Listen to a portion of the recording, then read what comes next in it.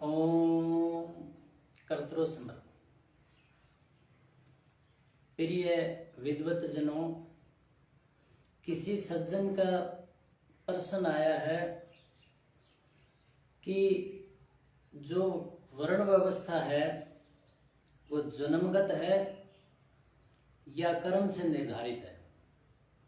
इस पर श्रीमद् भगवत गीता क्या कह रही है?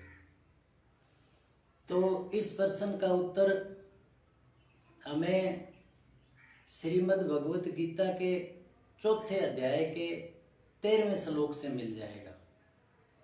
भगवान श्री कृष्ण अर्जुन को कह रहे हैं कि चतुर्वर्ण्यम मया सृष्टम, 4 वर्णों की मैंने सृष्टि की, रचना की, गुण कर्म विभाग से, यानी गुण और कर्मों के विभाग से। तस्य कर्तारमपि, उसका कर्ता मैं हूं, यानी भगवान श्री कृष्ण है, यानी परमपिता परमात्मा है। माम विद्य एकर्ता एवं, यानी भगवान कह रहे हैं कि गुण कर्मों के आधार पर मेरे द्वारा, यानी ईश्वर के द्वारा 4 वर्ण रचे गए हैं, यानी गुण और कर्मों के आधार पर रचे गए हैं, जन्म के आधार पर नहीं। उनका कर्ता होने पर भी मुझ अव्यय को तू अकर्ता जान, यानी उसका कर्ता होने पर भी भगवान को अकर्ता जान। अब यहां पर भगवान कर्ता कैसे हैं, अकर्ता कैसे हैं? यानी जैसे कोई न्यायाधीश किसी को मुक्त करें या दंडित करें, उन दोनों ही कर्मों में, मुक्त और दंडित करने में न्यायाधीश कर्ता तो है, परंतु वो स्वयं से उसको, कोई व्यक्तिगत रूप से उसको कुछ नहीं कर रहा, इसलिए वो अकर्ता है। उसी न्यायाधीश की तरह परमपिता परमात्मा इस सृष्टि के कर्ता है, और अकर्ता यूं है कि वो उसके कर्मों का ही फल है, ना कि परमात्मा अपनी तरफ से कुछ देता है।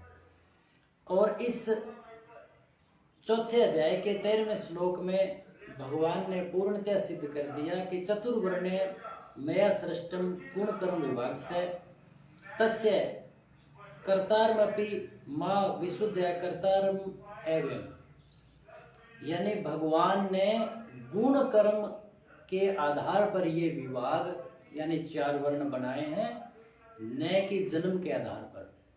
इसमें कुछ उदाहरण ऐसे भी हैं कि परशुराम ब्राह्मण होते हुए भी क्षत्रिय हो गए, और अन्य हैं जो क्षत्रिय कुल में जन्मे और ब्रह्मत्व प्राप्त कर लिया, या संत रविदास जी थे, कबीर साहब थे, वो ब्रह्म ज्ञानी थे, तो क्या उनको हम ब्राह्मण नहीं मानेंगे? अब जो कर्म ब्राह्मणों को नियत है, भगवान श्री कृष्ण अर्जुन को कहते हुए गीता के अंदर समझा रहे हैं कि जैसे यज्ञ करना और करवाना, दान लेना और दान देना ब्राह्मणों का कर्म धर्म है। अब ज्ञान दान लें, द्रव्य के रूप में दान ले सकते हैं, परंतु ज्ञान दान करें, कन्वर्ट करके तो दान करें।